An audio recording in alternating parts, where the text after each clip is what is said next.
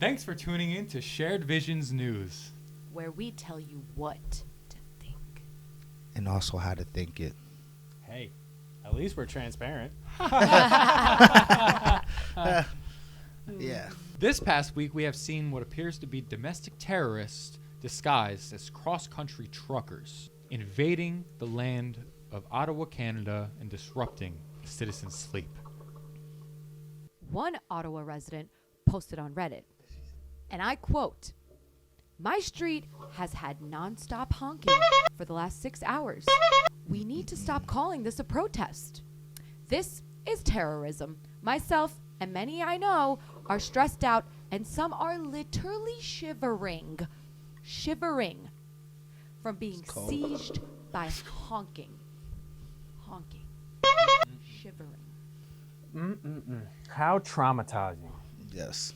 Another post found, quote, says, "I can't stop crying. My wife and I have suffered extreme anxiety and sleep deprivation as there is a giant truck blowing its horn outside of our apartment.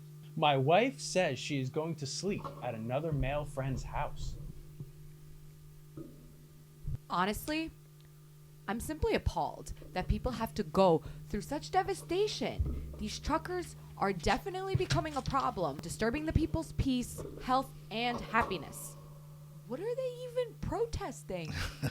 Well, supposedly they're protesting the jabby jab mandate. But obviously they're just a bunch of right-wing George Soros Black Lives Matter terrorist group with a thirst for anti-fascism. So make sure you steer clear of Canada, folks. And stay safe out there.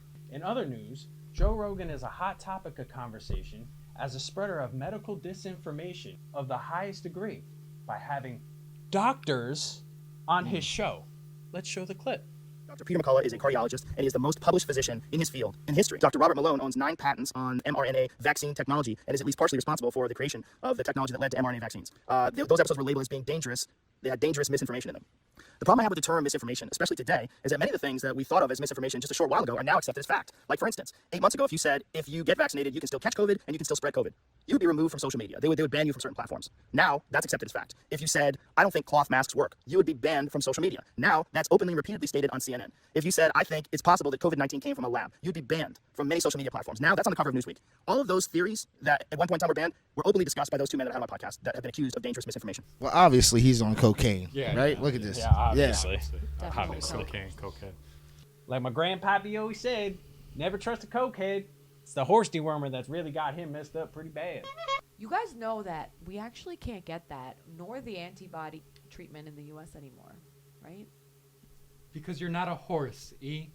But they've been using ivermectin to treat many other illnesses for many years. I don't understand how. In other news, the Supreme Court has deemed Biden's mandate for companies with 100 people or more unconstitutional. Condemning the country to death in the hundreds of billions. From the clown vid. So far, it's been a winner of severe illness And deaths. for the young quacks. Well, I think it's time we abolish the Supreme Court. It's pretty clear that they are killing everybody with the clown vid. I mean, the Omarion variant, it's running rampant around these areas. What do you mean abolish the Supreme Court? The Supreme Court's the highest court in the country, and it dictates, precedent. Our next segment is an open discussion on the metaverse. I'm so excited to go into the metaverse. I'm also excited about the implant in the brain. It's going to be great. And when we come back, are NFTs edible? What do Kim Jong-un and Joe Biden have in common? And what the fuck did you say about my lazy eye? Thanks for tuning in.